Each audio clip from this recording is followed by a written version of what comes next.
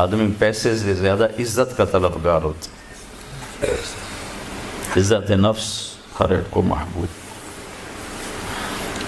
ایک آپ کو اپنے گھر کا واقعہ سنا، جب یہ ٹریکٹر کا دور نہیں تھا، 59 میں ہمارے والد صاحب سب سے پہلے ٹریکٹر لے کر آئے تھے اس پورے ہمارے علاقے میں۔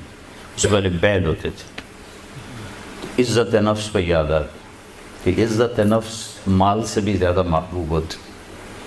ایک ہمارے بیل نے چارہ کھانا چھوڑ دیا، ٹھیک ٹھاک بیل، تو ہمارے والد صاحب نے ڈاکٹر بلوایا، اس نے وہ ٹیکا ویکا لگایا، لیکن اس نے پھر بھی نہیں کھایا۔ تو ایک ہماری برادری کا دیسی حکیم تھا، اس کے پاس اس زمانے میں راستے تو ہوتے نہیں تھے، تو والد صاحب نے گھوڑے پر نوکر کو بھیجا جو اس کو اٹھا کے لائے۔ اس نے بیل کو دیکھا، کہنے لگا میاں صاحب اس کو پٹھے کون ڈالتا ہے؟ چارہ۔ کہا جی یہ ہے ہمارا کسائی، دتو کسائی، اللہ دیتا نام تھا، دتو کیا کہتے ہیں، دتو کسائی۔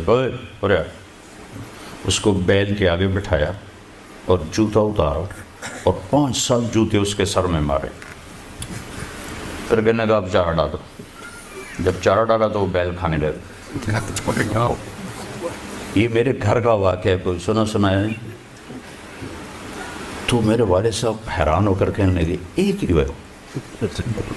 کہا جی میں نے اس کو چیک کر لیا تھا، اس کو کچھ نہیں تھا، یہ آپ کے نوکر نے اس کو کہیں کوئی ڈنڈا سوٹا مارا ہے، تو وہ غصہ کر گیا تھا کہ میں اس سے کیسے بدلہ دوں، تو اس نے غصے میں کھانا چھوڑ دیا کہ میری عزت کو اس نے خراب کیا۔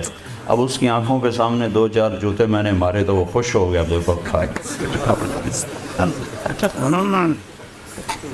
عزت کی طلب کوئی ناجائز نہیں ہے، یہ انسانی ضرورت، مال کی طلب ناجائز نہیں ہے، انسانی ضرورت۔ ہاں اس کے حدود ہیں، اس کے اندر تو ضرورت ہے، اس کے باہر پھر کہیں تکبر بن جاتا ہے، کہیں ظلم بن جاتا ہے، کہیں زیادتی ہے، حدود کے اندر تو۔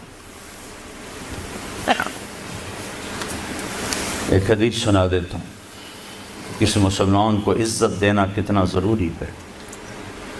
میرے نبی نے فرمایا 1 روپیہ سود کھانا 36 دفعہ زنا کرنے کے برابر۔